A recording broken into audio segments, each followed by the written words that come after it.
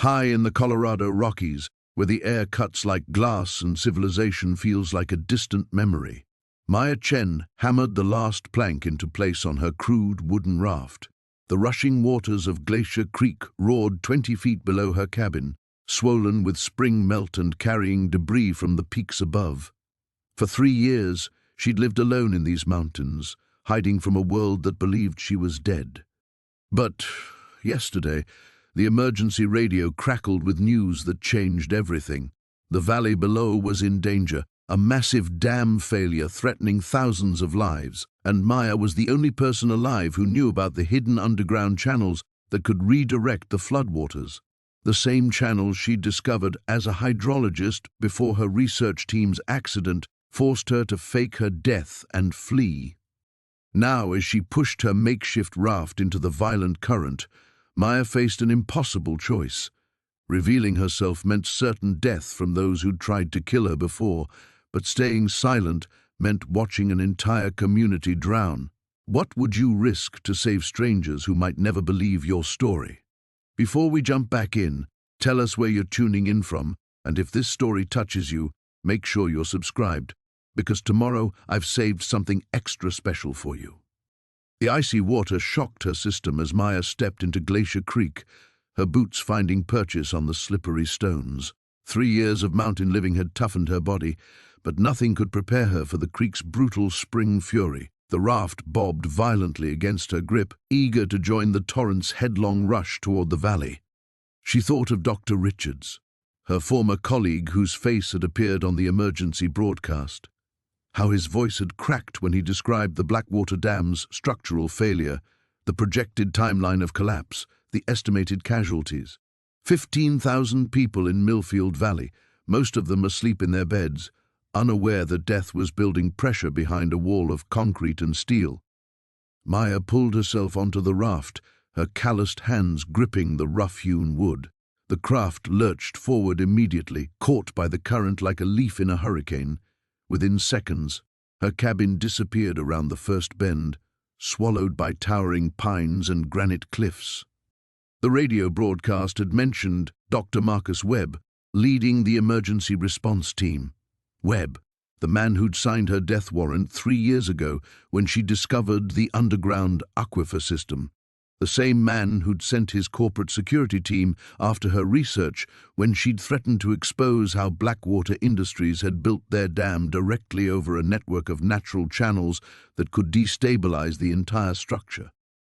Her team had died for that knowledge, supposedly in a helicopter crash during a routine survey flight.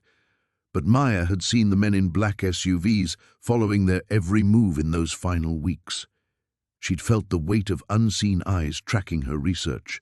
The morning of the crash, she'd faked a stomach bug to stay behind, a decision that saved her life and damned her to this mountain exile. The raft spun wildly as it hit a series of rapids, icy spray stinging her face. Maya fought to maintain control with the crude paddle she'd carved from an aspen branch. Each stroke was a battle against water that seemed determined to dash her against the rocks lining the creek's narrow channel. Below her, through gaps in the forest, she caught glimpses of Millfield Valley. Streetlights twinkled like earthbound stars, peaceful and unaware. Somewhere down there, emergency crews were probably sandbagging the lower areas, evacuating nursing homes and schools, following procedures designed for regular flooding. They had no idea they were fighting the wrong battle. The underground channels Maya had mapped ran beneath the dam's eastern foundation, connected to a vast limestone cave system that extended for miles through the mountain's heart. If the dam failed, when it failed according to the radio reports, the initial flood would be devastating. But if someone could access the channel network and open the emergency diversion gates she'd located 3 years ago, they could redirect 60% of the water into unpopulated canyon systems. The problem was reaching those gates. They lay deep underground, accessible only through a cave entrance that required specific geological knowledge to find. Knowledge that had died with her team, except for the copies hidden in her waterproof research case, the one she'd grabbed before disappearing into these mountains. Maya's raft careened around another bend, and suddenly the valley spread before her like a jeweled tapestry. The creek would carry her down through Devil's Canyon, past the old mining road, and into Millfield proper within 2 hours. By then, she'd have to decide whether to trust the very people who'd tried to eliminate her. The emergency radio secured in her backpack crackled with updates. 6 hours until projected dam failure. Evacuation proceeding slowly due to blocked mountain roads. Search and rescue teams requesting additional geological surveys of potential flood paths. If she revealed herself, would they listen before Webb's people silenced her permanently? If she remained hidden, could she live with the weight of 15,000 deaths? The raft plunged forward into the darkness, carrying Maya toward answers she wasn't sure she was ready to face. The first thing Clara noticed wasn't the cold water seeping through the gaps between the logs or the way the makeshift raft groaned with each wave that struck its bow. It was the silence, a profound quiet that seemed to swallow even the sound of rushing water beneath her. After 23 years of mountain winds whistling through pine boughs and the constant creak of her cabin settling against the slope, this liquid hush felt like entering a cathedral. She gripped the rough wooden paddle tighter, her knuckles white against the weathered handle. The current had taken hold now, pulling her downstream faster than she'd anticipated. No turning back. The thought should have terrified her, but instead it brought an odd comfort. Some decisions, once made, carried their own momentum. The raft bucked as it hit a standing wave, sending spray across the canvas tarp she'd stretched over her few belongings. Inside that makeshift shelter lay everything she owned that mattered, a leather satchel containing the letters she'd kept hidden for 2 decades, a faded photograph wrapped in oilcloth, and the compass that had belonged to her father. Everything else, the cabin, the garden, the carefully maintained solitude, she'd abandoned without ceremony. As the mountain fell away behind her, Clara allowed herself one backward glance. Smoke still rose from her chimney, a thin grey line against the morning sky. By evening the fire would die to embers. By tomorrow the cold would creep back into the walls. She wondered how long it would take before someone noticed she was gone, then realized with a start that the answer might be never. She'd built her isolation too well. The river widened, and with it came the first signs of the world she'd left behind. A rusted beer can caught in the reeds, tire tracks in the mud along the bank, the distant hum of machinery that made her shoulders tense with forgotten anxiety. Each mile downstream carried her further from the woman she'd become and closer to the one she'd tried to bury. By midday, her arms ached from fighting the current's unpredictable surges. The raft, which had seemed sturdy enough when she'd lashed it together in the pre-dawn darkness, now felt fragile as matchsticks. Water sloshed between the logs with increasing frequency, and she'd started bailing with a cut-off milk jug every few minutes. But the river was taking her where she needed to go, and that was enough. She passed beneath a concrete bridge, the first man-made structure she'd seen in hours. A pickup truck rumbled overhead, and she instinctively ducked, though she knew the driver couldn't see her from that height. Old habits. For 23 years, she'd perfected the art of remaining invisible, of existing in the spaces between other people's attention. Now that skill felt like armor she wasn't sure she wanted to wear. The photograph in her pack seemed to pulse with its own weight. She'd memorized every detail years ago. The young man with kind eyes and work-worn hands, the way sunlight caught in his dark hair, the half-smile that had once made her believe in futures she'd never dared imagine. Thomas Brennan. The name still caused a flutter in her chest, followed immediately by the familiar ache of loss. But it wasn't just personal loss that drove her downstream. The letters in her satchel told a different story, one written in technical diagrams and worried calculations, in hastily scrawled warnings about water tables and soil contamination. Thomas had been more than just the man she'd loved. He'd been the town's environmental engineer, the one who discovered what the mining company was really doing to the mountain. And then he died. The official report had called it an accident, equipment failure, tragic but not uncommon in mountain mining operations. Clara had known better, had seen the fear in his eyes during those final weeks. heard the tension in his voice when he spoke about approaching deadlines and corporate pressure. But she'd been young then and frightened, and when the threats had started coming, she'd chosen survival over truth. Now, 23 years later, the choice no longer felt like her own to make. The letters she'd kept hidden contained proof of what Thomas had died trying to expose. Environmental contamination that had been covered up, safety reports that had been falsified, warning signs that had been ignored in favor of quarterly profits. And according to the radio broadcasts that occasionally reached her mountain sanctuary, the mining company was expanding operations. The town of Millhaven lay somewhere ahead, around the next bend or the one after that. She hadn't seen it since the day she'd fled, hadn't spoken to another human being for months at a time. The woman who'd once taught third grade and baked cookies for church fundraisers might as well have been a character from someone else's story. But Thomas's truth still lived in those letters, and that truth had teeth, sharp enough to bite back if she found the courage to let it. The raft shuddered as it scraped against a submerged rock, jerking Clara back to the present. Ahead, the river curved sharply to the right, carrying her toward whatever waited in the valley below. The morning mist clung to Birch Lake like a shroud, and Maya Chen knew something was wrong before she even stepped out of her patrol truck. 23 years as a park ranger had taught her to trust her instincts, and right now they were screaming. She'd received the call at dawn. A concerned hiker reported seeing an elderly woman launching some kind of makeshift vessel into the lake's treacherous waters. Maya had driven the winding mountain roads faster than she should have, her mind racing through scenarios.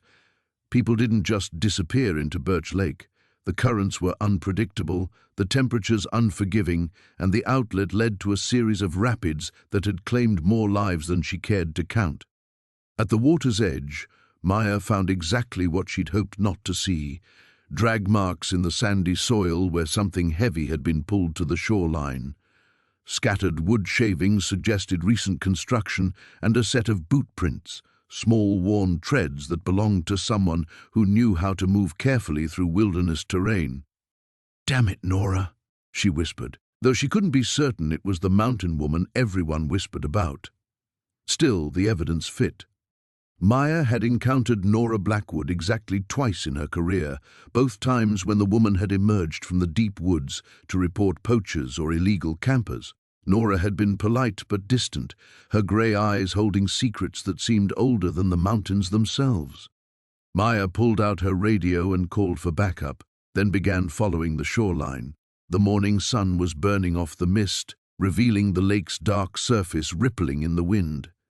She photographed the drag marks and boot prints, her training taking over even as her worry grew. If someone had indeed launched a raft here, they were either incredibly brave or incredibly desperate. 50 yards down the shore, she found the first piece of debris, a strip of canvas caught on a fallen branch. The material was weathered but sturdy, like something that had been stored carefully for years before being pressed into service. Maya bagged it as evidence, then continued her search. The lake stretched before her like a question mark, its far end disappearing into a narrow channel that fed the Clearwater River system. Maya had kayaked these waters countless times, knew every eddy and hazard.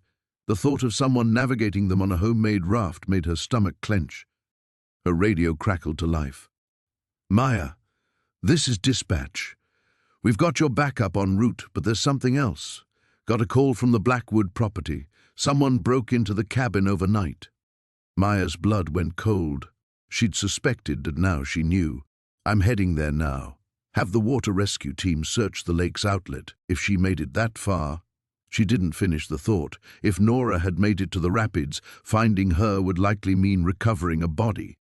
The drive to Nora's cabin took 15 minutes up a barely maintained dirt road that most people didn't even know existed.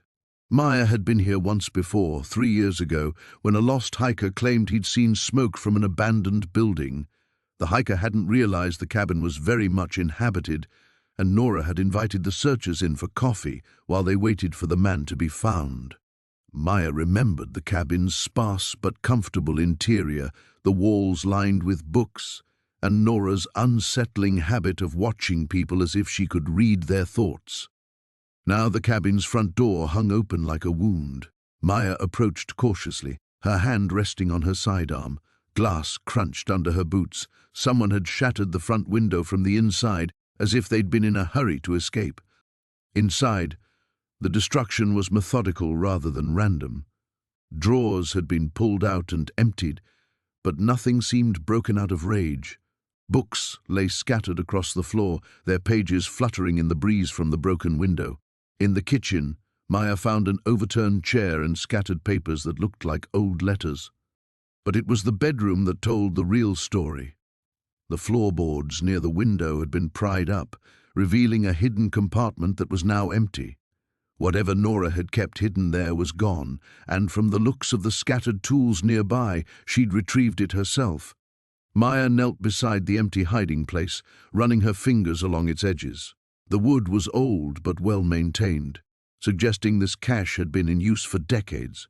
What could be worth hiding for so long, and what would drive someone to retrieve it in the middle of the night and then flee on a dangerous river? Her radio buzzed again. Maya, water rescue found something. Canvas and rope fragments about 2 miles downstream from the lake. No sign of anyone. But there's something else. The raft fragments, they're moving toward Deadman's Gorge. Maya's breath caught. Deadman's Gorge was where the river disappeared underground for nearly a mile before emerging as Clearwater Creek. Nobody survived that passage. Nobody even tried, unless they knew something about those tunnels that others didn't. The sound of chopping wood echoed across the valley like gunshots, sharp and rhythmic against the morning stillness. Sarah had been at it since dawn, her axe biting deep into seasoned pine with mechanical precision. Each swing released something: anger, fear, the terrible weight of not knowing. Marcus watched from the porch of his cabin, coffee growing cold in his hands. 3 days had passed since Elena vanished, and Sarah's grief had transformed into something harder, more dangerous. She blamed herself for not following her mother down to the water that morning, blamed him for not stopping Elena when they'd found her gathering supplies the night before. "You should have known," she'd said, her voice raw from crying. "You've been watching her for years. You should have seen this coming." The truth was, he had seen it coming. Elena's restlessness had been building for weeks, her gaze turning more frequently toward the river, toward something only she could see. But knowing Elena Reeves meant understanding that she moved according to her own compass, one that pointed toward magnetic norths the rest of them couldn't fathom. The axe stopped mid-swing. Sarah stood frozen, her breath coming in sharp puffs, staring at something Marcus couldn't see from his distance. He set down his coffee and started toward her, but she was already moving, dropping the axe and walking with sudden purpose toward the tree line. "Sarah, wait!" She didn't slow down. Marcus followed, his boots slipping on pine needles still wet with dew. Sarah had always moved through these woods like she was part of them, but now she walked like she was hunting something. They emerged at a small clearing Marcus had never noticed before, though he'd been living in these mountains for 15 years.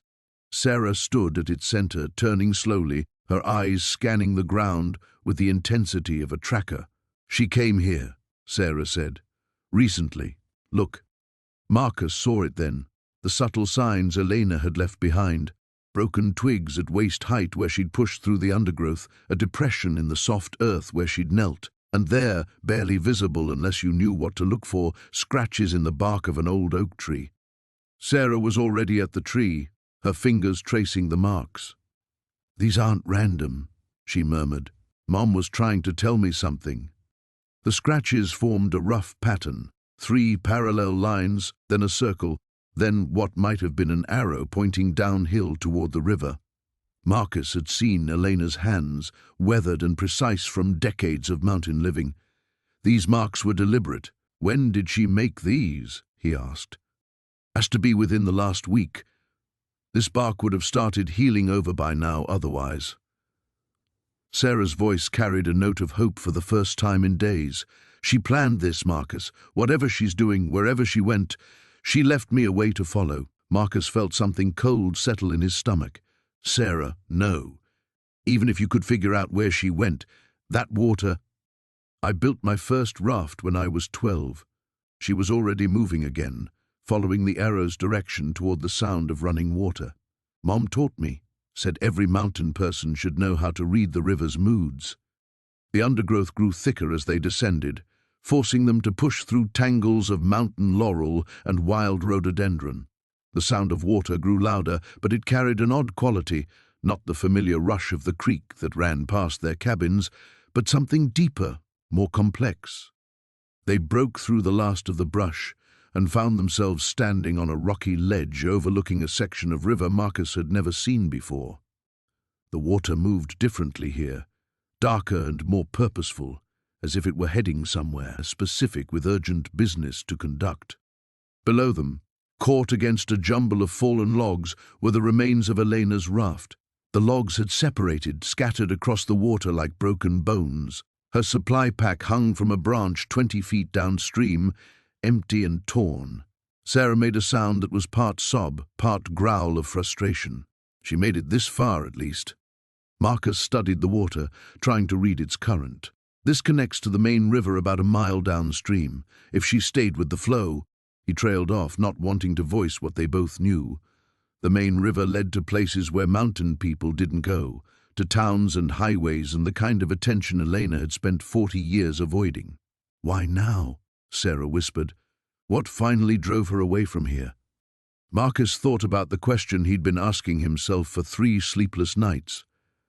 Elena had survived tragedy, isolation, and decades of carefully maintained solitude. She'd built a life in these mountains that asked nothing from the outside world and gave nothing back. What could possibly be worth abandoning all of that? Sarah was already gathering branches, testing their weight and flexibility. "I'm going after her." "Sarah!" Don't she turned to face him, and in her eyes Marcus saw the same fierce determination that had driven Elena into the water 3 days ago. "I'm going. The only question is whether you're coming with me." The raft groaned against the current as Elena guided it around a bend where the river narrowed between towering granite walls. The sound of rushing water echoed off the stone, creating a symphony that had once been as familiar to her as her own heartbeat.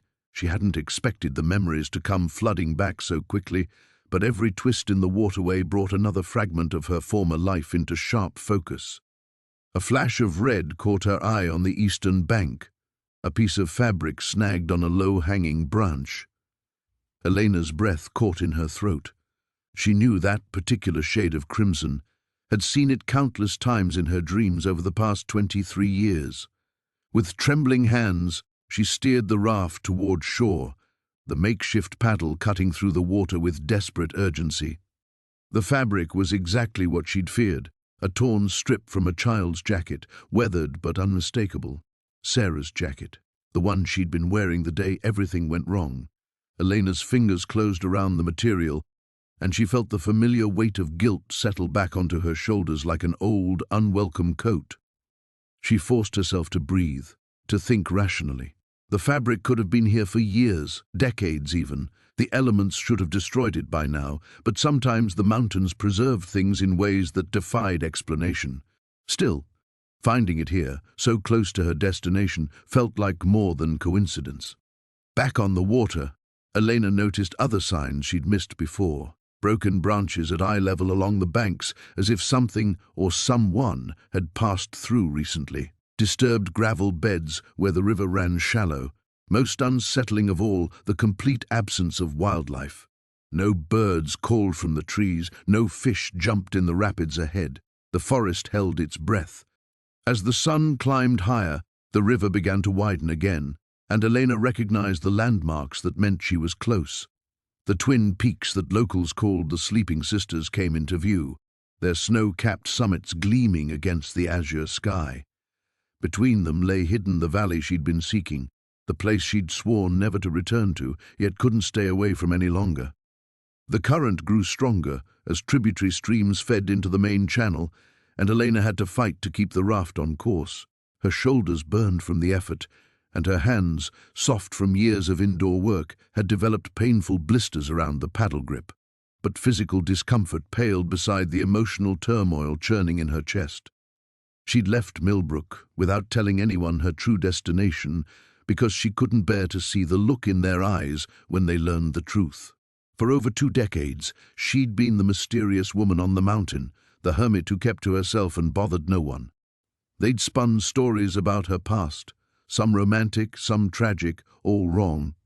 None of them guessed that she'd once been Dr. Elena Morrison, the environmental scientist whose research had promised to revolutionize their understanding of the mountain ecosystem. The same Dr. Morrison whose project had ended in disaster and death. The entrance to the hidden valley appeared exactly as she remembered, a narrow channel between 2 massive boulders that looked impassable from any distance greater than 20 yards. Time and erosion had widened it slightly, but the optical illusion remained perfect. Elena had discovered it by accident during her original research expedition, following a wounded deer that had seemed to vanish into solid rock. She guided the raft through the opening, ducking low as stone walls rose on either side. The passage curved sharply, plunging her into cool shadow before opening suddenly into a perfect circular valley, perhaps half a mile across. At its center lay a pristine lake, its surface so still it might have been polished glass. Elena's heart hammered as she scanned the far shore. There, nestled against the tree line, stood the research station she'd abandoned 23 years ago. From this distance, it looked remarkably intact, too intact for a structure that should have been reclaimed by the wilderness long ago. Wisps of smoke rose from the chimney. Someone was living there. Elena's first instinct was to flee. She'd come here to face her past, to make peace with the choices that had driven her into exile, not to confront whoever had made themselves at home in her former sanctuary. But even as she considered turning back, she noticed something that made her blood run cold. A small wooden dock extended from the shore near the research station, and moored beside it was another raft, cruder than hers but clearly functional. Fresh tire tracks led up from the water's edge to the building's front door, and hanging from a rope stretched between 2 trees, drying in the mountain air, were children's clothes, red clothes. Elena gripped her paddle so tightly her knuckles went white. After 23 years of running from the truth had apparently been waiting for her all along. The morning mist clung to the water like secrets reluctant to be told. Clara's makeshift raft bobbed gently against the rocky shore where she'd pulled it the night before, its crude construction somehow having carried her further downstream than she'd dared hope. Her bones ached from sleeping on the hard ground, but the familiar pain was nothing compared to the weight pressing against her chest, the knowledge that each mile brought her closer to a reckoning 40 years in the making. She pushed the raft back into the current, her boots splashing through the shallows. The river had widened considerably since yesterday, transforming from the narrow mountain stream she knew into something altogether more substantial. Ancient pines towered on both banks, their roots drinking deeply from waters that had carved this path long before she was born, long before the choices that had driven her into exile. As the current caught her vessel, Clara noticed something that made her pulse quicken. There, carved into the bark of a massive oak leaning over the water, were 3 parallel lines, still visible despite decades of weather and growth. Her brother Tommy's mark. He'd been here just as she'd hoped, following the route they'd discovered as children when the world seemed full of endless summers and impossible adventures. The memory surfaced unbidden. 2 children racing stick boats down this very stretch of water, laughing as they tried to keep pace along the muddy banks. Tommy, always 3 steps ahead, always looking back to make sure she could follow, always protecting her, even then, though neither of them understood what they would someday need protection from. A kingfisher's cry pierced the morning silence, and Clara startled from her reverie. The bird perched on a dead branch extending over the water, its blue-grey feathers ruffled with indignation at her intrusion. She remembered Tommy's fascination with kingfishers, how he'd spent hours trying to photograph one for their father's nature journal. Their father, who had seemed so proud of his children then, before everything unraveled. The raft rounded a bend, and Clara's breath caught. There, nestled in a grove of silver birches, stood the remains of what had once been the old Miller place. The cabin's roof had partially collapsed, and wild grapevines had claimed the porch, but the stone chimney still reached toward the sky like a monument to persistence. This was where she'd planned to stop, to search for what Tommy had hidden before he disappeared. She guided the raft toward shore with the long pole she'd fashioned, fighting the current that seemed determined to carry her past this crucial landmark.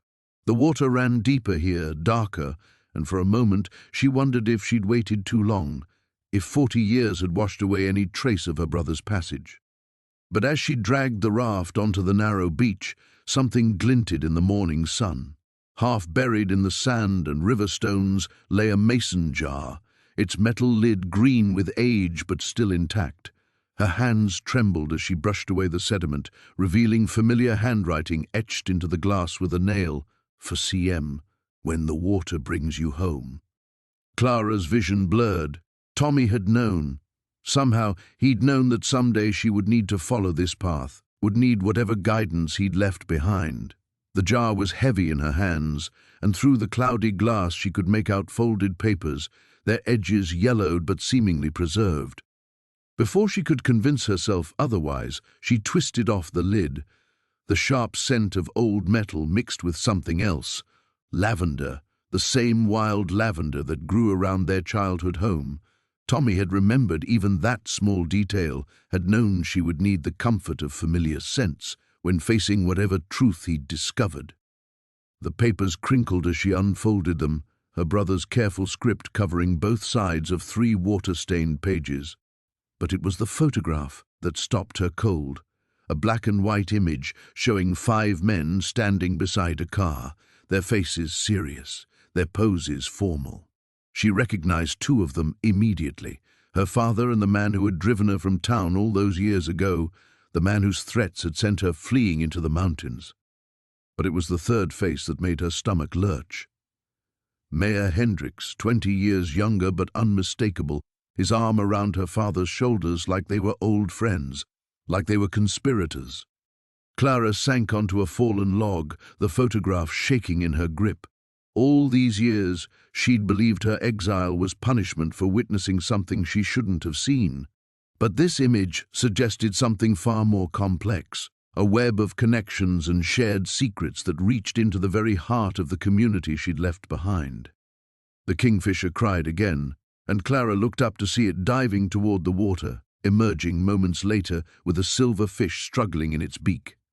Somewhere downstream, people were counting on her return, whether they knew it or not. The question was whether she was swimming toward salvation or straight into the jaws of something that had been waiting 40 years to finish what it started. The raft bucked against the current like a wild animal, and Mara pressed her knees deeper into the logs, feeling the rope burns on her palms reopen. The river had narrowed considerably since dawn, its banks rising into steep granite walls that blocked out most of the sky. She'd been navigating by memory and instinct for hours now, following a route she'd traced countless times in her dreams, but never thought she'd actually take.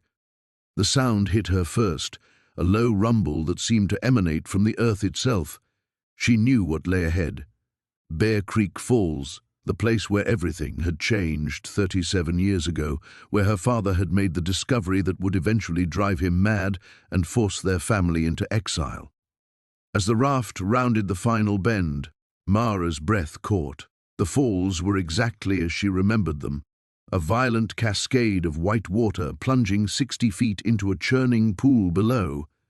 But it wasn't the natural wonder that made her heart race. It was what she could see behind the curtain of water, the dark mouth of a cave that had haunted her nightmares for decades.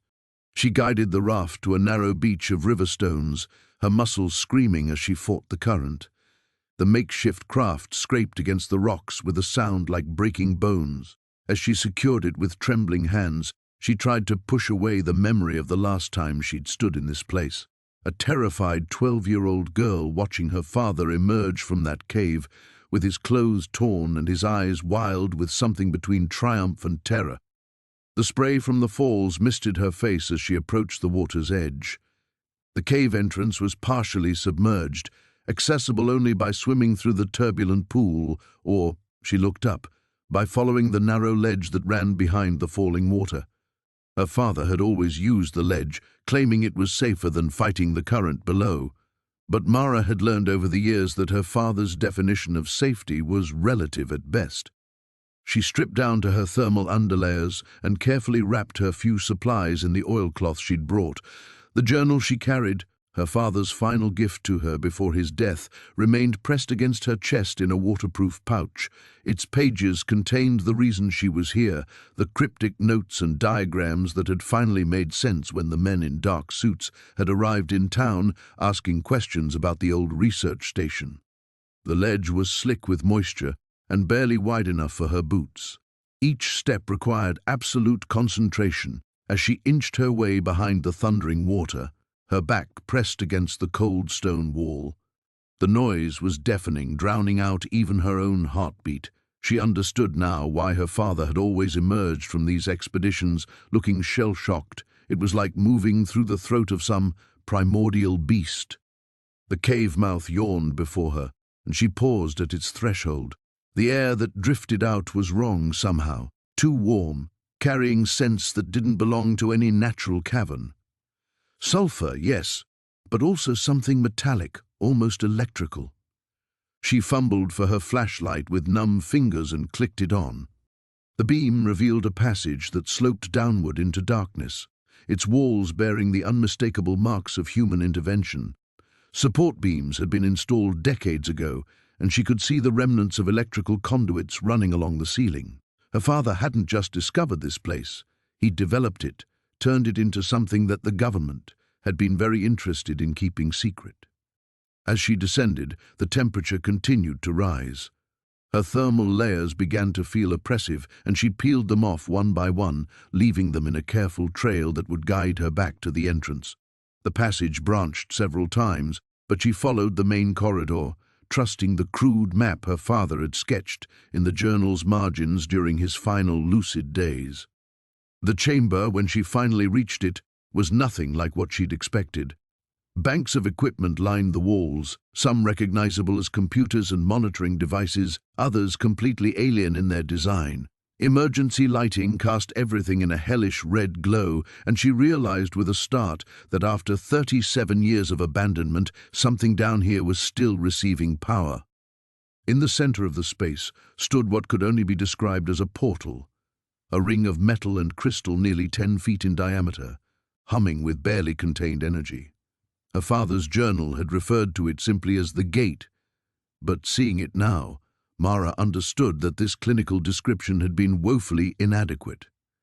The air around the ring seemed to shimmer and bend, and she could swear she heard voices calling from somewhere far beyond its threshold.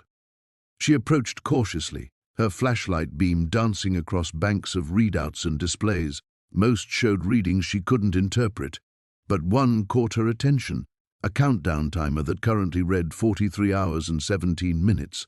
Whatever her father had set in motion all those years ago was about to reach its conclusion, and the strangers asking questions in town suggested she wasn't the only one who knew it. The raft spun lazily in an eddy as Vera worked the makeshift paddle against the current, her weathered hands cramping from hours of navigation. The river had narrowed considerably since dawn, its banks rising into steep canyon walls that blocked out all but a thin strip of sky. She'd been following the old maps for 3 days now, maps she'd kept hidden beneath loose floorboards for 27 years, their edges yellow and brittle with age. The sound reached her before she saw its source, a low mechanical humming that seemed to emanate from the canyon walls themselves. Vera's pulse quickened. She was close. Around the next bend, the river opened into a hidden basin surrounded by towering cliffs. What she found there defied everything she thought she knew about this remote wilderness. A concrete structure emerged from the rock face like a modernist tumor, its brutalist architecture completely at odds with the natural amphitheater that concealed it. Solar panels glinted from carefully camouflaged positions along the canyon rim, and she could see the subtle signs of a ventilation system built into what appeared to be natural rock formations. The facility was still operational. After all these years, it was still running. Vera guided the raft toward a narrow beach of imported sand, another artificial touch that confirmed her worst fears. As she dragged the craft onto shore, motion sensors triggered somewhere in the darkness of the main entrance. She'd expected this. They would have seen her coming from miles away. "Hello, Vera." The voice belonged to Dr. Marcus Chen, though he looked older than she'd imagined possible. His hair had gone completely white, and deep lines mapped the geography of stress across his face. He emerged from the facility's entrance flanked by two younger people in lab coats, their expressions unreadable. "Marcus." She straightened, refusing to show the exhaustion that had settled into her bones. "Still playing God, I see. Still running away from necessary choices." His smile held no warmth. "Though I admit I'm impressed you found us. The river route was always theoretical. Your theoretical routes killed my husband." The words hung in the air between them like a physical presence. One of the younger scientists shifted uncomfortably, but Marcus remained unmoved. "David knew the risks. You both did." He gestured toward the facility behind him. "What we've accomplished here has implications far beyond personal loss, Vera. The work continues because it has to. The work was supposed to be shut down. The government investigation, the congressional hearings, were a convenient fiction." Marcus stepped closer, his voice dropping to barely above a whisper. "Do you really think something this important could be stopped by politicians and oversight committees? We simply went deeper underground, literally as it turns out." Vera's stomach lurched as the full scope of the deception became clear. The official records she'd spent decades researching, the supposed termination of Project Confluence, the scattered personnel reassignments, all carefully orchestrated lies. "The mutations in the valley," she said. "The animals, the plant life. That's you. Field testing. We needed to understand how the compounds would behave in a real ecosystem over extended periods." He paused, studying her face. "Your mountain has been our laboratory for over 2 decades, Vera. Every stream you've fished, every trail you've walked, you've been living inside our experiment." The revelation hit her like a physical blow. Her sanctuary, her refuge from the world's horrors, had been compromised from the beginning. The strange behaviors she'd noticed in the wildlife, the unusual plant growth patterns, the way certain areas of the forest felt subtly wrong, it had all been by design. "And now?" She struggled to keep her voice steady. "What happens now that I know?" "Now you have a choice." Marcus nodded to his companions, who produced a tablet displaying satellite imagery of the valley.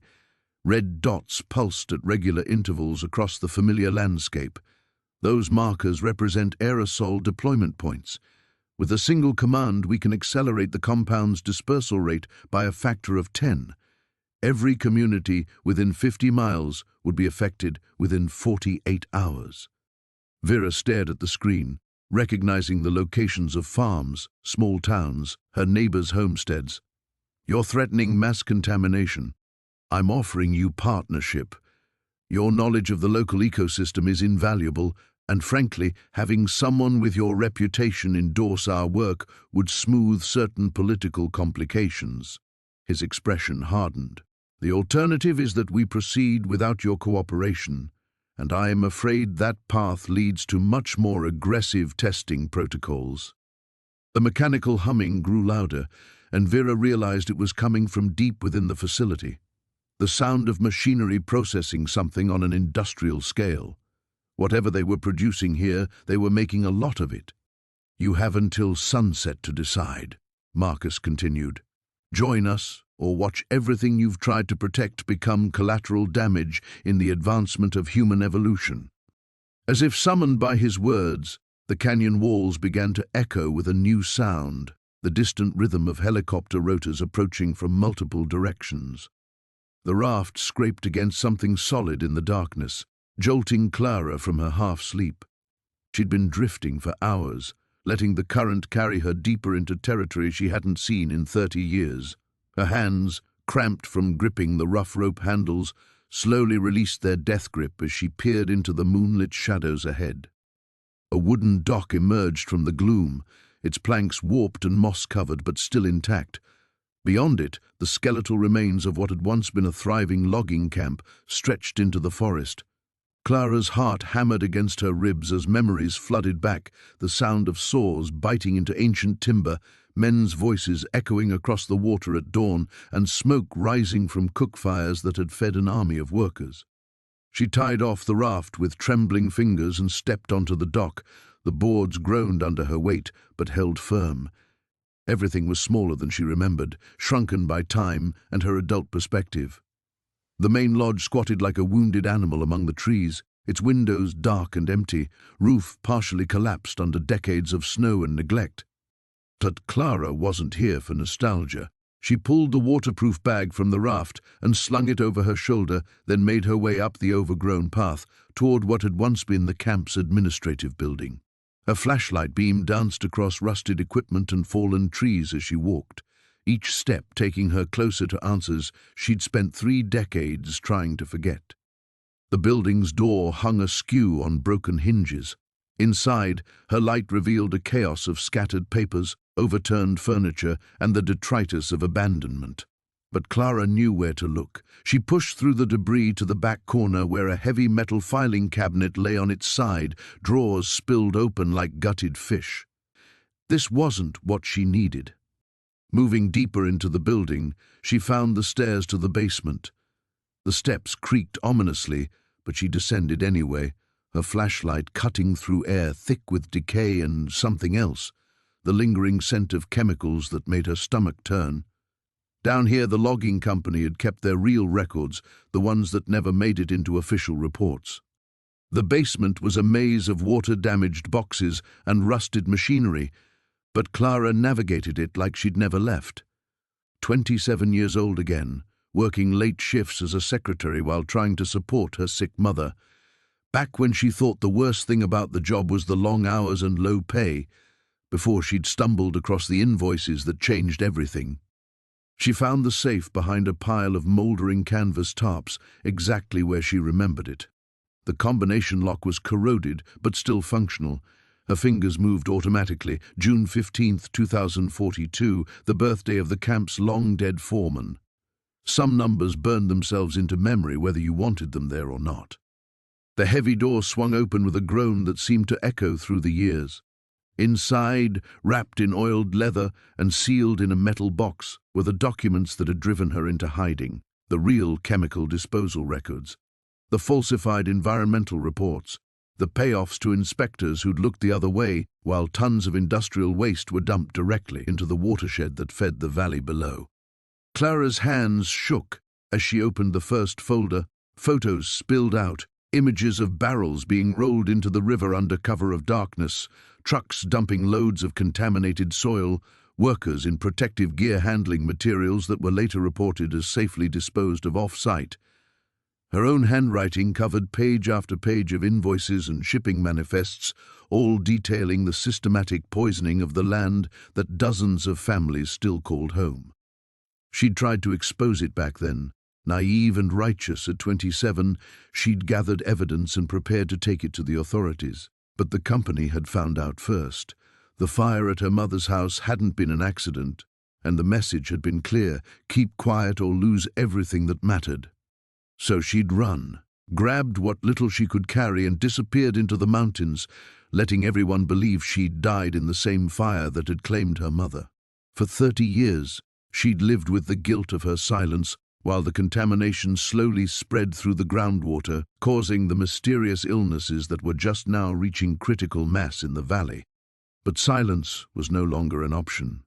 The boxes contained enough evidence to bring down not just the long-defunct logging company, but the corporation that had inherited its liabilities, the same corporation that was now pushing to build a massive development right on top of the contaminated land. Hundreds of families would be poisoned before the truth finally surfaced on its own. Clara sealed the documents back in their waterproof container and made her way upstairs. Dawn was breaking over the abandoned camp, painting the ruins in shades of gold and shadow. In a few hours she'd be back on the river, carrying the evidence toward a reckoning 30 years in the making. The past had finally caught up with the present, and there would be no more running from either. The photograph trembled in Clara's weathered hands as she stared at faces she hadn't seen in 37 years. The emergency shelter's dim lighting cast shadows across the image, but she could still make out every detail. Her younger self standing beside Marcus, both of them grinning at the camera, mud-streaked and victorious after their first successful survey of the underground river system.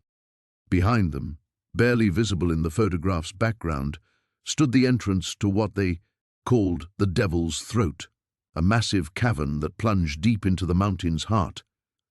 She remembered that day with painful clarity, how they discovered the vast underground lake, how Marcus had insisted on diving deeper despite the dangerous currents, how she'd pulled him back from the edge of something that would have swallowed him whole.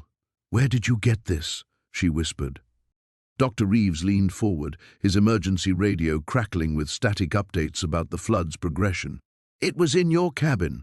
We found it when we went looking for anything that might tell us where you'd gone." He paused, studying her face. "Clara, that's the Meridian Dam site, isn't it? Before construction began?" She nodded slowly, unable to tear her gaze from Marcus's young face. He'd been so determined, so convinced that their geological survey would make their careers. Neither of them had understood what they'd actually found down there in the darkness. "The underground river system connects to the dam's foundation," she said finally, her voice barely audible above the storm outside. "Marcus and I mapped most of it during the initial survey, but we never submitted the complete findings." Sheriff Watson stepped closer, water still dripping from his rain gear. "What do you mean, never submitted them?" Clara's fingers traced the photograph's edges, remembering. "We found something that would have stopped construction entirely, a massive void beneath the proposed dam site, not just caves, but an entire underground canyon system. The water pressure down there," she shook her head. "We calculated that any significant structural stress could cause a catastrophic collapse." "Jesus Christ," Watson breathed. "You're telling me the dam was built on unstable ground?" "We tried to warn them." The words came out like a confession. Marcus went to the construction company first. 3 days later he was found dead at the bottom of Miller's Gorge. They called it an accident, said he'd been drinking, lost his footing on the rocks. Dr. Reeves felt the blood drain from his face. "And you think they killed him to keep him quiet?" "I know they did." Clara's voice hardened. "Marcus didn't drink. Never touched alcohol in his life, said it clouded his judgment underground. But the autopsy showed enough whiskey in his system to kill a horse." The radio crackled again, and Watson grabbed it. "Sheriff Watson here." "Sheriff, this is command. Water levels are rising faster than projected. We're looking at potential dam failure within the next 6 hours if this pressure keeps building." Watson exchanged glances with Dr. Reeves. "Copy that. Any word from the engineering teams?" "That's the problem, sir. They can't access the foundation to assess structural integrity. Too much water, too dangerous. They're working blind up there." Clara stood abruptly, the photograph still clutched in her hand. "They won't find what they're looking for from above. The real weakness is in the Devil's Throat, the cavern system directly beneath the dam's eastern support structure." "How can you possibly know that?" Dr. Reeves demanded. "Because I've been monitoring it for 37 years. She moved to the shelter's window, staring out at the storm-lashed darkness. "Every month, I've gone down into those caves, measured water levels, checked for structural changes, documented every crack and shift in the rock formations. I have 37 years of data that proves the foundation has been slowly deteriorating." Watson grabbed her arm. "Why didn't you come forward before now?" Clara's laugh was bitter. "You think they'd have listened to the crazy mountain woman? The same people who covered up Marcus's murder built their careers on that dam. Senator Caldwell was the construction company's lawyer back then. Half the town council invested in the project. They had too much to lose. But people are going to die," Dr. Reeves said urgently. "If the dam fails, which is why I built the raft." Clara turned to face them, and for the first time since they'd found her, her eyes blazed with purpose. "There's only one way to relieve the pressure before the foundation gives way completely. Someone has to get into the Devil's Throat and manually open the emergency spillways Marcus and I discovered. But it has to be done from inside the mountain. Watson stared at her. That's suicide. Maybe. But it's the only chance those people downstream have. She held up the photograph one final time before folding it carefully and placing it in her jacket pocket. Marcus died, trying to protect them. I won't make his sacrifice meaningless. Outside, lightning illuminated the mountain peaks, and somewhere in the distance, the dam groaned under the relentless pressure of rising water. The old mining camp emerged from the morning mist like a ghost town stepping back into the world of the living. Elena guided her raft toward the rotting dock, its weathered planks groaning under the gentle bump of her makeshift vessel. She hadn't been here in 37 years, yet every detail remained etched in her memory with painful clarity. The main office building still stood, its windows dark and empty as dead eyes. Beyond it, the skeletal remains of the processing plant stretched toward the sky, rusted machinery frozen mid-operation as if the workers had simply vanished one day, which Elena supposed they had. She tied off the raft and stepped onto the dock, her legs unsteady after days on the water. The silence here felt different from her mountain solitude, not peaceful but expectant, as if the abandoned structures were holding their breath. She pulled her pack onto her shoulders and walked toward the office, her footsteps echoing off the surrounding cliffs. The door hung askew on rusted hinges. Inside, dust motes danced in shafts of sunlight streaming through broken windows. Filing cabinets stood open, their contents long since scattered by wind and small animals, but Elena wasn't here for the obvious records. She moved to the back corner, where a heavy safe sat partially hidden behind an overturned desk. Her fingers traced the familiar combination, muscle memory guiding her through numbers she'd learned 40 years ago as a young geological surveyor. The safe opened with a reluctant groan, revealing stacks of water-damaged documents and a small metal box that had somehow remained untouched by time. Inside the box lay her father's final reports, the ones he'd never had a chance to submit.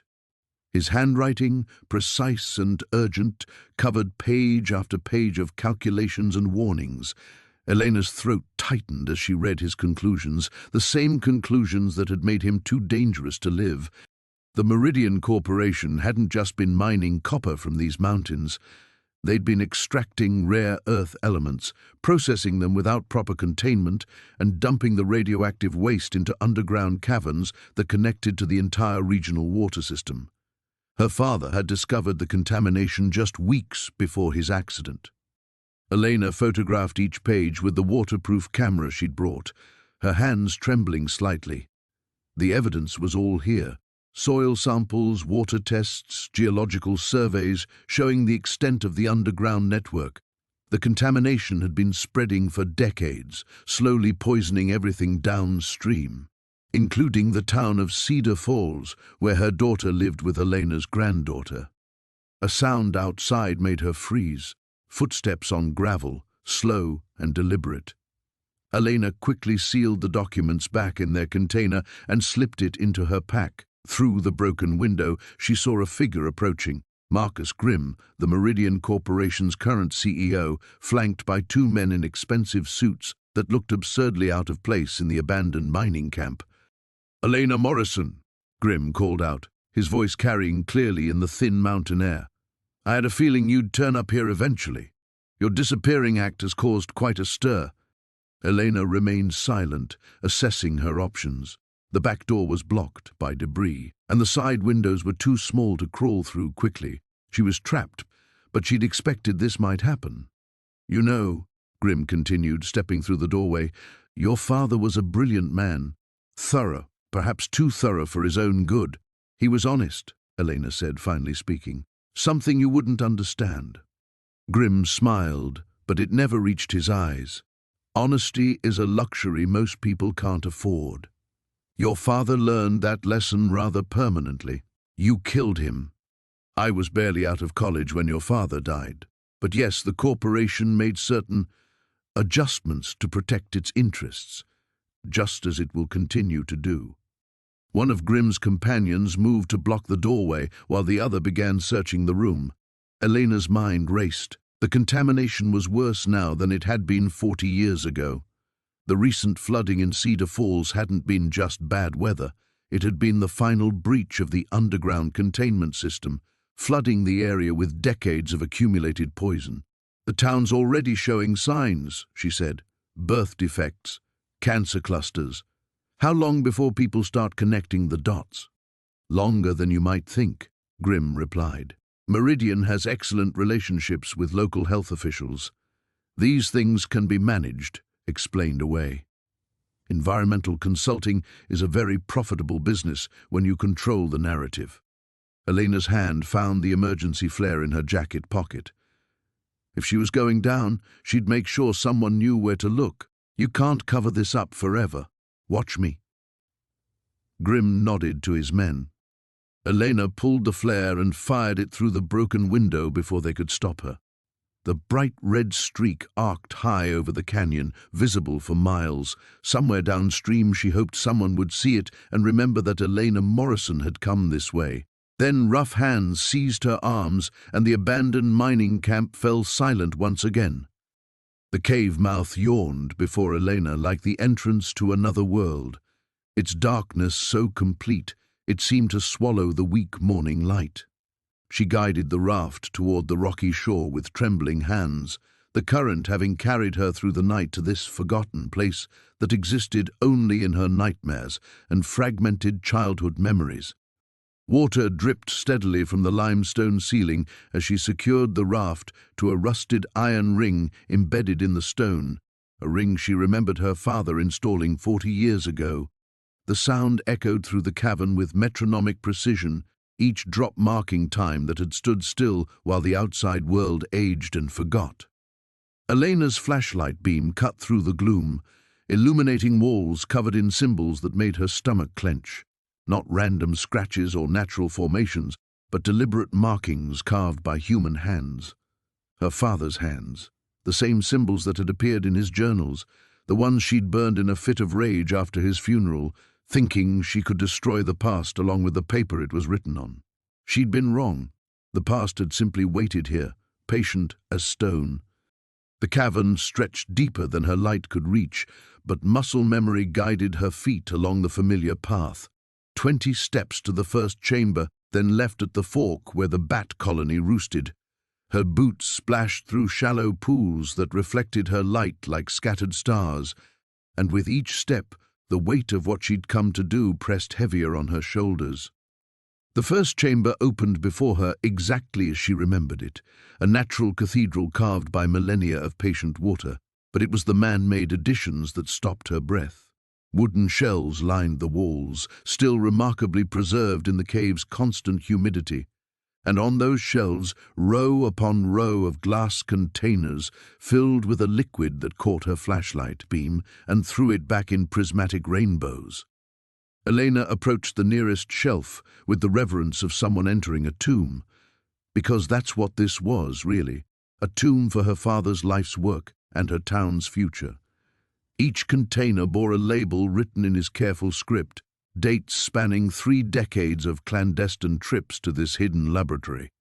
She lifted one jar, swirling the contents gently. The liquid moved like mercury but glowed with an inner phosphorescence that had nothing to do with reflected light.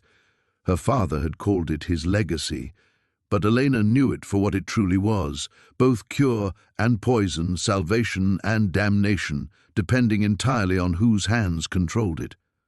The irony wasn't lost on her that she'd spent 2 decades as a recluse, hiding from human contact, only to discover that human contact might be the one thing that could save everyone. The contamination spreading through Pine Ridge's water supply was accelerating. She'd seen the signs before she left, the strange rashes, the respiratory problems, the way children had started avoiding the creek that once ran clear as crystal. Her father had caused it all, his early experiments seeping into the groundwater through hairline cracks in the cave system.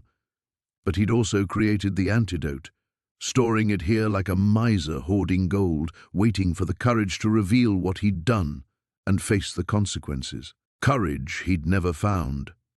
Elena pulled out the waterproof satchel she'd carried on the raft and began filling it with the containers.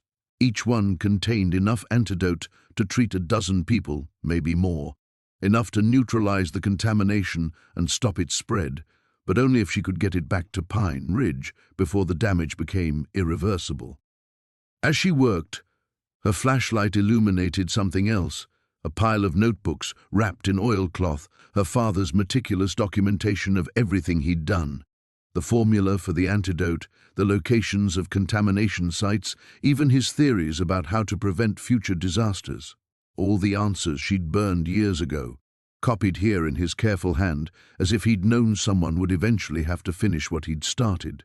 Someone like his daughter, who'd inherited his gift for chemistry along with his burden of guilt. The return journey would be even more dangerous than the trip here. The raft was battered from its passage through the rapids, and now she'd be carrying cargo that couldn't be replaced if lost.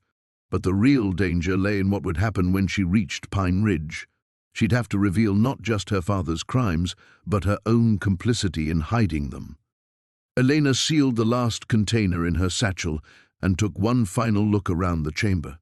This place had been her father's secret shame, his hidden laboratory where genius and madness had danced together in equal measure. Now it would become his redemption, or at least the closest thing to it that the dead could achieve. She extinguished the flashlight and let the absolute darkness embrace her for a moment, gathering strength for what lay ahead. Then she turned toward the cave mouth, where dawn waited to illuminate either salvation or catastrophe. The choice, as always, would be hers to make. The documents spread across the cabin floor like fallen leaves, each one a fragment of a life Clara thought she'd known. Her hands trembled as she lifted a yellowed photograph from the pile. Her father at 25, standing beside a man she'd never seen before, both wearing government-issued uniforms with badges she didn't recognize. Environmental Protection Division, she read aloud from the back of the photo. 1987, Marcus Chen and Thomas Whitmore. Marcus Chen. The name felt foreign on her tongue, yet something deep in her memory stirred, like sediment disturbed in still water. She'd found the hidden compartment purely by accident when she'd leaned against the cabin's back wall and heard the hollow sound beneath her shoulder. Inside, wrapped in oiled canvas, lay her father's secret life. More photos revealed the same two men at various locations, standing before massive trees marked with yellow X's, pointing at streams that ran strange colors, documenting scenes that made Clara's stomach clench with recognition.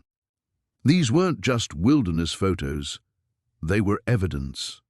A manila folder contained carbon copies of reports written in her father's careful handwriting, unauthorized chemical disposal in watershed areas, contamination levels exceed safe parameters, recommend immediate cessation of all mining operations. Each report bore rejection stamps and increasingly hostile responses from supervisors.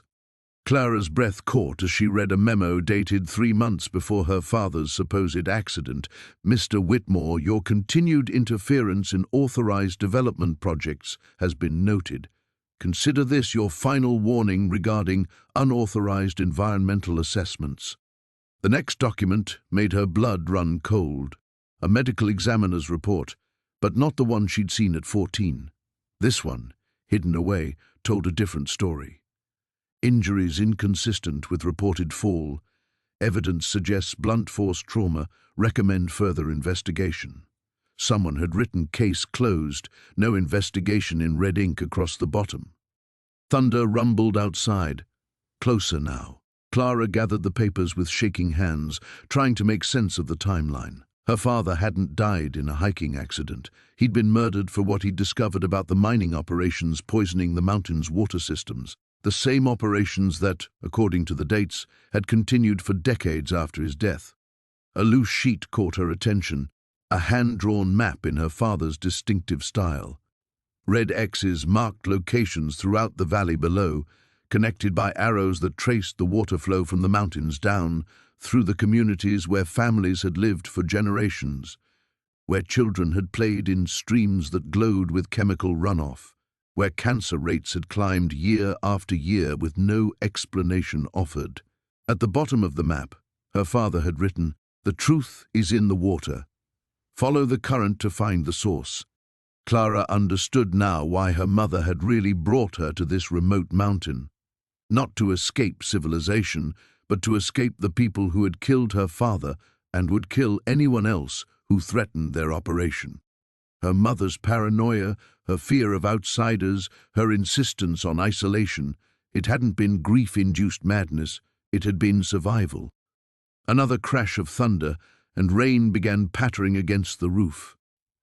Clara stuffed the documents back into their hiding place, her mind racing. These weren't just historical artifacts, they were evidence of ongoing crimes. The mining company her father had tried to expose was still operating, still poisoning the watershed, still covering up the damage. She thought about the people in the valley below, drinking contaminated water, breathing poisoned air, never knowing why their children got sick, why their elders died young, why the fish disappeared from their streams. Her father had died trying to save them. Her mother had spent her life in hiding, carrying the weight of his discoveries. But Clara was still alive, still free, still able to finish what her father had started. She found one final item wrapped separately, a small leather journal filled with her father's notes about Marcus Chen. The man in the photograph had been more than a colleague, he'd been a friend, someone Thomas trusted completely. The last entry, dated the day before her father's death, contained an address in the state capital and a single line: "If something happens to me, Marcus will know what to do." Clara closed the journal, her decision crystallizing like ice on a winter pond. The storm outside was intensifying, but she couldn't wait.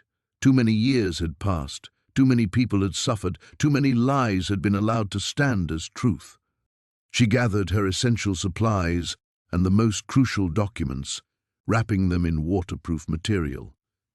The raft waited at the shore, her passage back to a world she'd avoided for so long. But now she wasn't running from that world. She was returning to it with weapons her father had forged in his final days. As she stepped into the rain, Clara whispered a promise to the mountain wind. "I'll finish what you started, Dad. The truth won't stay buried anymore." The helicopter's rotors cut through the morning mist as Sarah gripped the metal frame of her seat, watching the forest canopy blur beneath them. Detective Morrison sat across from her, his radio crackling with updates from the search teams below. 3 days had passed since Elena had vanished downstream, and the window for finding her alive was closing fast. There, Sarah pointed toward a bend in the river where something metallic glinted between the trees. That could be the raft. Morrison leaned forward, squinting through the aircraft's window. The pilot adjusted course, dropping lower until they could make out the remains of Elena's makeshift vessel wedged against a fallen log, but there was no sign of Elena herself. "Set us down at that clearing," Morrison instructed the pilot, 100 yards upstream. As the helicopter touched down, Sarah was already unbuckling her harness. She'd insisted on joining the search despite Morrison's protests, arguing that she knew Elena better than anyone, even if that knowing felt increasingly fragile with each revelation about her neighbor's hidden past. They approached the wreckage through thick underbrush, their boots squelching in the muddy riverbank. The raft had been torn apart by the current and rocks, its plastic barrels split open, the rope bindings frayed and trailing in the water like kelp. "Blood!" Morrison said, crouching beside a dark stain on one of the wooden planks. Not much, but enough to suggest injury. Sarah's stomach lurched, but she forced herself to examine the scene methodically. Elena was resourceful. She wouldn't have built this raft without having some kind of survival plan. She made it this far, Sarah said, more to convince herself than Morrison. She could have made it to shore. Morrison's radio crackled. "Detective, we've got something. About half a mile downstream from your position. You're going to want to see this." They followed the river's edge, pushing through brambles and ducking under low-hanging branches. The sound of rushing water grew louder as they approached a series of small rapids, and there, nestled in a protected cove, sat a structure that shouldn't have existed. It was a cabin, but unlike Elena's crude mountain dwelling, this one showed signs of careful construction and recent maintenance. Solar panels gleamed on the roof, and a small dock extended into the calmer water of the cove. Smoke drifted from the chimney. Jesus, Morrison breathed, his hand instinctively moving to his weapon. Who the hell builds a place like this in the middle of nowhere? Sarah's pulse quickened as recognition dawned. It's a safe house, she said. Elena knew about this place.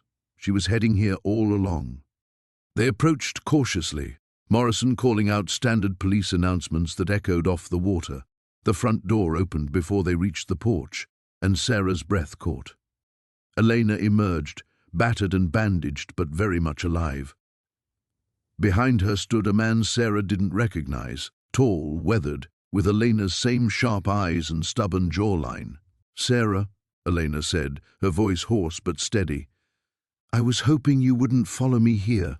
"Elena, thank God you're—" Sarah started forward, but the man behind Elena raised a hand. "Detective Morrison," he said, somehow knowing Morrison's name despite never having met him. "Thomas Kellerman. I believe you've been looking for me for quite some time." Morrison's face went pale. "Kellerman died in that lab fire 12 years ago. The dental records were falsified," Thomas said calmly, "along with most of the official story about what really happened at Helix Industries that night." Sarah looked between Elena and Thomas, pieces of a puzzle she didn't even know existed suddenly clicking into place. "You're her brother," she said, "the one who supposedly died in the accident." Elena nodded, exhaustion evident in every line of her body. "Tommy survived the explosion, but barely. By the time he recovered, Helix had already covered everything up, blamed him for the contamination, destroyed his reputation. He had to stay dead to stay alive." "The contamination that's been affecting people in town," Morrison said slowly. "The cancer clusters, the birth defects, it's all connected to Helix." "The groundwater contamination never stopped," Thomas said. "If anything, it's gotten worse. Helix has been dumping illegally for years, covering it up with falsified environmental reports. I've been documenting everything from here, gathering evidence." Sarah felt the ground shift beneath her feet. "That's why you came to the mountain, Elena. You were protecting him and keeping watch on the town," Elena confirmed. "Someone had to monitor what was happening to people like your daughter, Sarah. The increase in childhood leukemia isn't random. It's systematic poisoning." Morrison's radio erupted with chatter from his team searching for them. He turned the volume down but kept the device close. "If you have evidence of ongoing contamination, we need to see it. Now." Thomas gestured toward the cabin. 12 years' worth of documentation is inside. But, Detective, once we open this door, there's no going back. People you trust, institutions you believe in, they're all compromised." The sound of helicopters grew louder overhead, and Sarah realized their time was running out. The cave's entrance yawned before them, like a gaping wound in the mountainside, its darkness so complete it seemed to swallow light itself. Maya's flashlight beam barely penetrated the gloom as they approached, water from the underground river trickling out in steady rivulets that had carved deep grooves in the stone over countless years. "This is it," she whispered, though she wasn't sure why she felt compelled to lower her voice. Perhaps it was the weight of the place, the sense that they were crossing into sacred ground where loud words would be sacrilege. Jack stood beside her, his hand resting on her shoulder with surprising gentleness. Behind them, Elena clutched the waterproof satchel containing the documents they'd retrieved from the cabin. Evidence of the government's lies, the cover-up that had destroyed her family and poisoned their community for 30 years. "You don't have to do this," Jack said quietly. "We could find another way to get the truth out." Maya shook her head, stepping closer to the cave mouth. "No, this is where it has to end, where it all began." She turned to face them both, her weathered face resolute in the flashlight's glow. "The contamination didn't start with the mine collapse. It started here, in these caves, when they were testing their chemicals on the water table decades before anyone knew what they were doing." Elena's eyes widened. "Testing chemicals? What kind of testing?" "Military experiments," Maya replied, her voice bitter. "Your father found out about them when he was investigating the mining permits. That's why they killed him. not because of what he discovered about the collapse, but because of what he learned about the government's role in poisoning these mountains long before the first shovel hit the ground. The truth hung between them like a living thing, pulsing with the weight of decades of deception. Maya remembered the night Thomas had come to her cabin, wild-eyed and desperate, clutching files he'd stolen from the county office. He'd been beautiful in his righteousness, terrifying in his determination to expose the conspiracy that reached from local officials all the way to Washington. He wanted to go public immediately, Maya continued, leading them into the cave's mouth. Their footsteps echoed strangely in the confined space, multiplying until it sounded like an army marching through the darkness. But I convinced him to gather more evidence first. I thought we needed an ironclad case. That delay, it cost him his life. The passage narrowed as they moved deeper, forcing them to walk single file. Maya's flashlight revealed ancient scratches on the walls, some natural, carved by water and time, others clearly man-made. Numbers and dates, chemical formulas, measurements that documented decades of secret experimentation. Jesus, Jack breathed, running his fingers over a series of notches. How long has this been going on? Since the 50s, maybe earlier. Maya's voice was hollow, echoing off the stone walls. They used these caves as a natural laboratory, testing how different compounds would interact with groundwater systems. The perfect isolated environment where they could monitor contamination spread without anyone knowing. Elena stumbled, catching herself against the cave wall. When she pulled her hand away, it came back damp with something that wasn't water, a thick, oily substance that gleamed unnaturally in the flashlight beam. "Don't touch anything else," Maya warned sharply. "Some of this contamination is still active after all these years. That's why the cancer rates in town keep climbing, why children are still being born with defects. It's not just residual pollution from the mine, it's active poisoning from chemicals that were designed never to break down."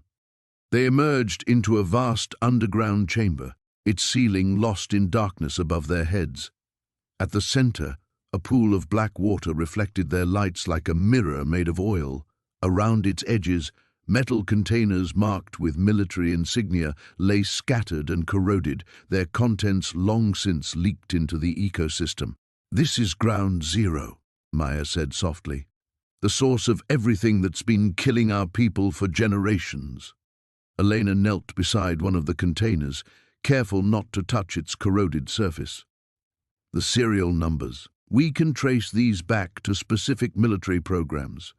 With the documents from the cabin and this physical evidence, we can bring them all down," Jack finished, his voice grim with satisfaction.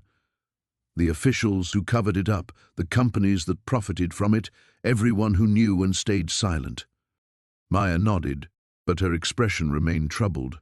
"Exposing the truth is only half the battle. The other half is surviving long enough to see justice done. Once we surface with this evidence, they'll do everything in their power to silence us, permanently." A sound echoed from the cave entrance behind them, the scrape of boots on stone, the whisper of voices trying to move quietly through the darkness. "They weren't alone anymore. They found us," Elena whispered, clutching the document satchel tighter. Maya switched off her flashlight, plunging them into absolute darkness. "There's another way out," she breathed, "through the water. But once we go in, there's no turning back." The emergency radio crackled to life as Mara pressed the transmission button with trembling fingers. After 47 years of silence, she was about to break the most dangerous promise she'd ever made. "This is Mara Blackwood calling Station Alpha. Priority 1 emergency. Authorization code Redbird 779. Static filled the air for what felt like an eternity. The old mining office around her seemed to pulse with memories, her father's weathered hands moving over these same controls, his voice urgent as he'd tried to warn them all those years ago. She'd been 17 then, hidden behind these very crates, watching her world crumble. Station Alpha responding. "Mara Blackwood, your authorization expired 47 years ago. Identify yourself. Tell Director Vasquez that Thomas Blackwood's daughter has found the source. Tell him the mining company lied about everything. The contamination isn't natural, and it's spreading faster than they predicted. Another pause, longer this time. Through the office window, Mara could see the toxic yellow fog creeping higher up the valley walls. In the distance, water was backing up behind the compromised dam, its surface an unnatural shade of green that made her stomach turn. Hold your position. Director Vasquez wants to speak with you directly. While she waited, Mara's eyes fell on her father's journals, still scattered across the desk where she'd left them. Page after page of careful documentation, radiation readings, water samples, desperate calculations. He'd known the mining operation was a cover story. He'd discovered what they were really burying in these mountains, and it had cost him his life. The radio erupted with a familiar voice, older now but still carrying the same authoritative tone that had haunted her nightmares. Mara, I wondered if you were still alive.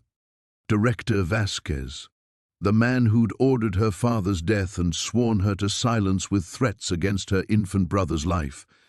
The man who'd made her complicit in covering up the largest environmental disaster in state history. The containment is failing, she said, without preamble.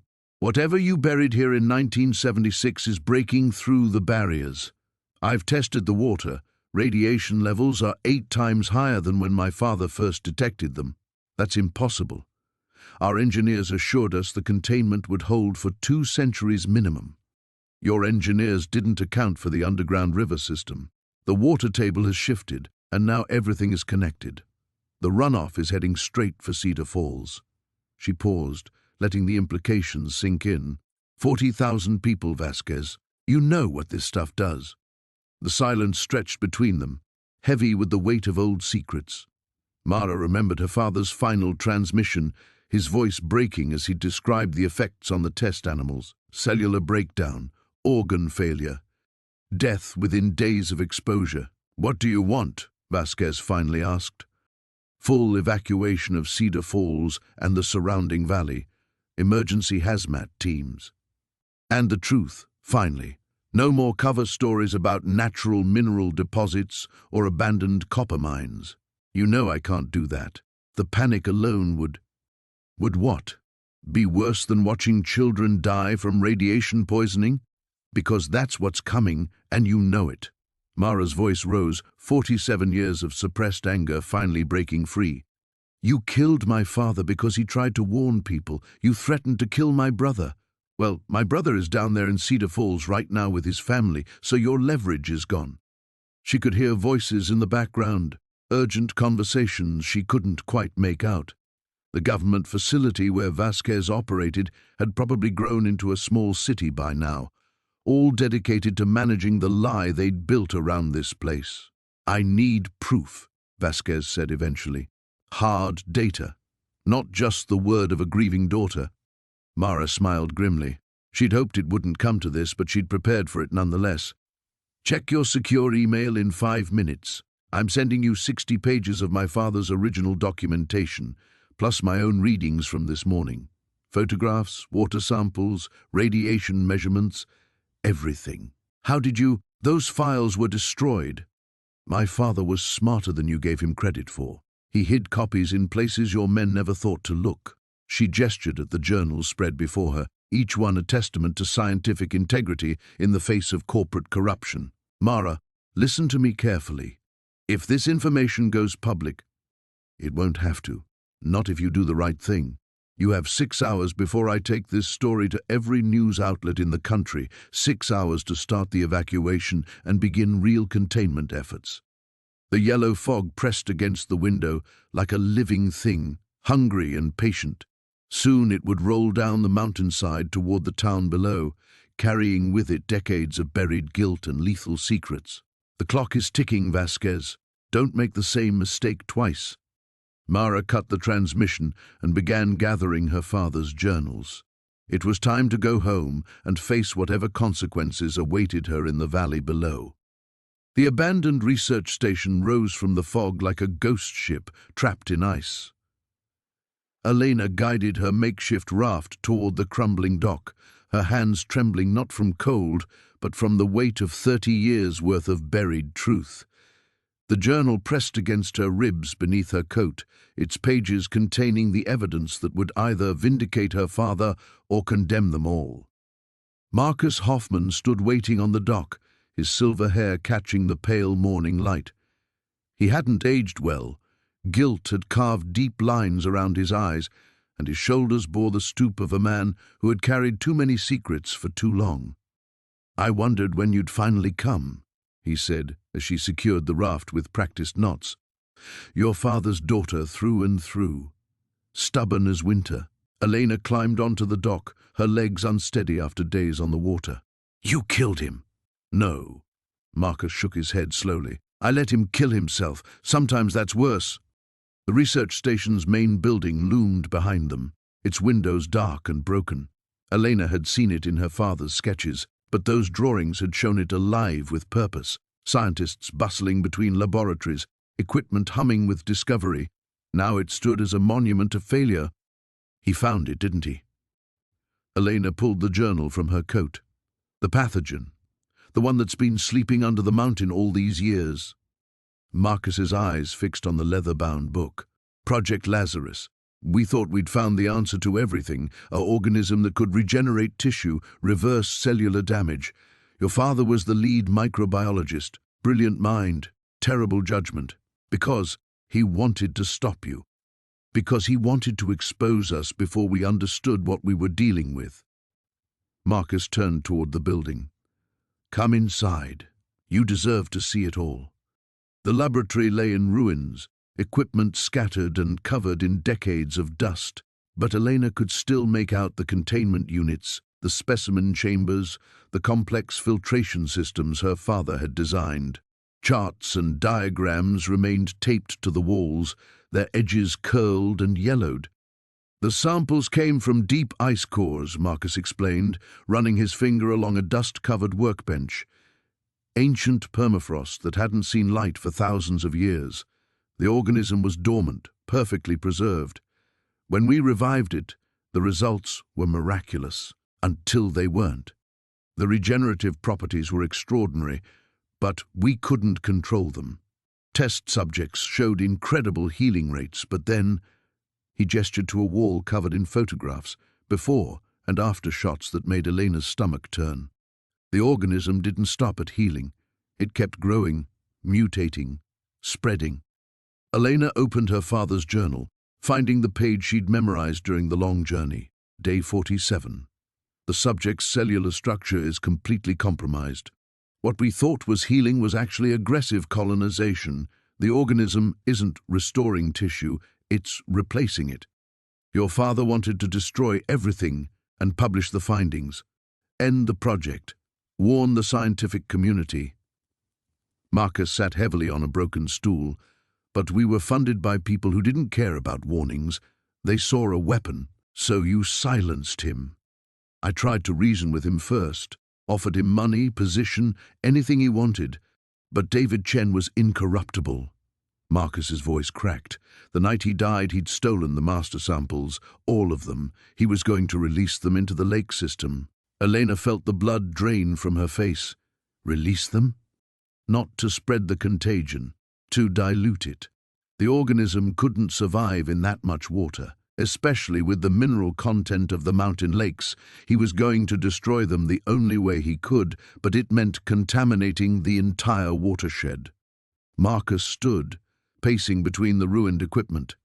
I found him at Devil's Creek, samples in hand. We fought. I tried to stop him. And he fell. He jumped.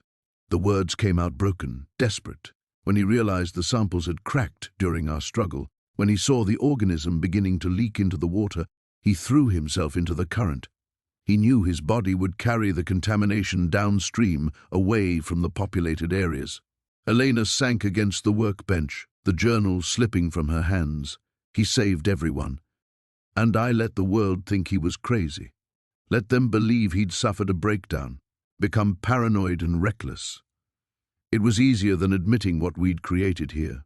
Marcus picked up the journal, holding it like a sacred text. I've spent 30 years making sure this place stayed buried, making sure no one else would make the same mistakes. But it's not buried, Elena said quietly. The permafrost is melting. The organism could still be viable in the ice. Marcus nodded grimly. Climate change has destabilized everything. That's why you're here, isn't it? Something's happening in town. Elena thought of the strange illnesses, the whispered rumors, the way people had started avoiding certain parts of the forest. Her father's sacrifice might have only delayed the inevitable. "We need to go back," she said. "We need to finish what he started."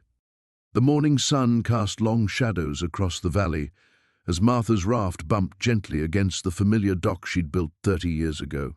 Her hands trembled, not from the cold mountain air, but from what she carried in the waterproof satchel pressed against her chest, the documents that would change everything. Behind her, the sound of boots on gravel announced the arrival of those she'd left behind. Sarah was first, her face a mixture of relief and fury. Deputy Collins followed, then Doc Henderson, and finally Mayor Whitman, all of them drawn by the radio calls that had crackled through the night. 48 hours, Sarah said, her voice tight. 48 hours we've been searching for you. Martha stepped onto the dock, her legs unsteady after 2 days navigating the treacherous rapids that had nearly claimed her life more times than she cared to count. "I found it," she said simply, holding up the satchel. "I found what Benjamin Clearwater hid before they killed him." The silence that followed was broken only by the gentle lapping of water against the raft's makeshift hull. Martha had spent 3 decades believing the old Paiute elder had taken his secrets to the grave, but the cave behind the waterfall had yielded more than just shelter during the storm that had nearly ended her journey. "The mining rights," Martha continued, her voice growing stronger. "Blackstone Industries doesn't own them, never did. Benjamin filed a counterclaim in 1987, 3 days before his death. These papers prove the land belongs to the tribal council." Mayor Whitman stepped forward, his face pale. "Martha, you can't know what you're talking about. Those claims were settled decades ago." "Were they?"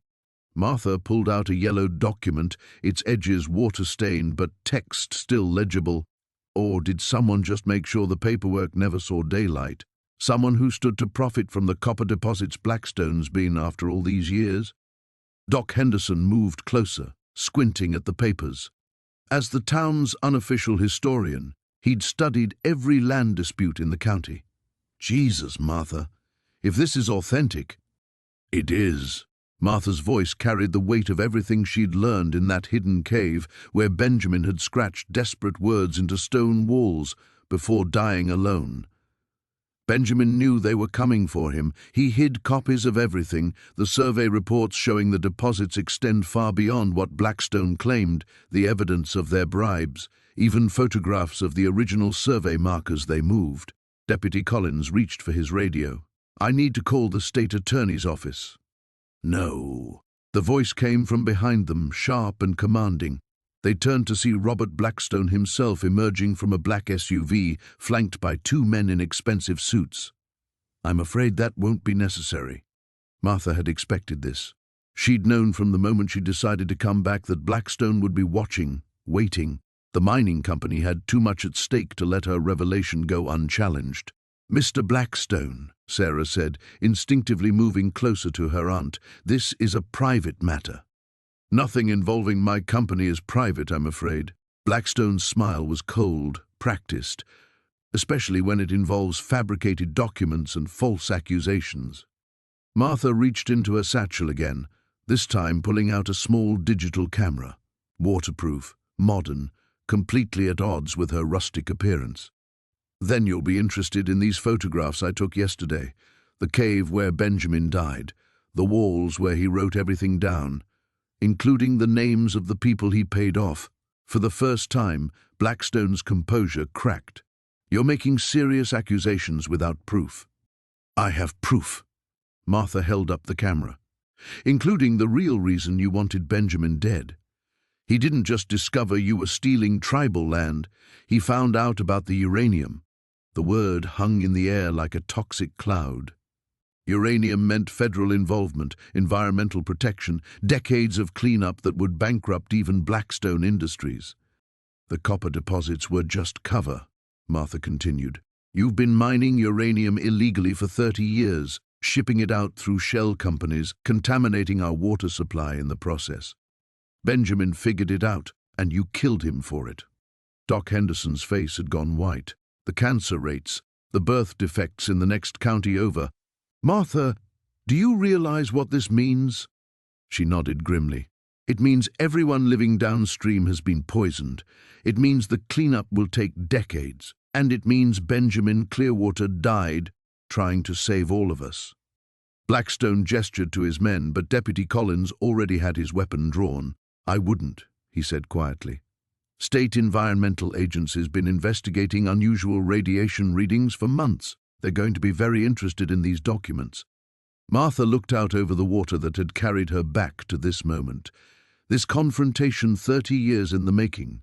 The same water that had carried Benjamin's truth to safety, waiting for someone brave enough to follow it home. The reckoning had finally begun.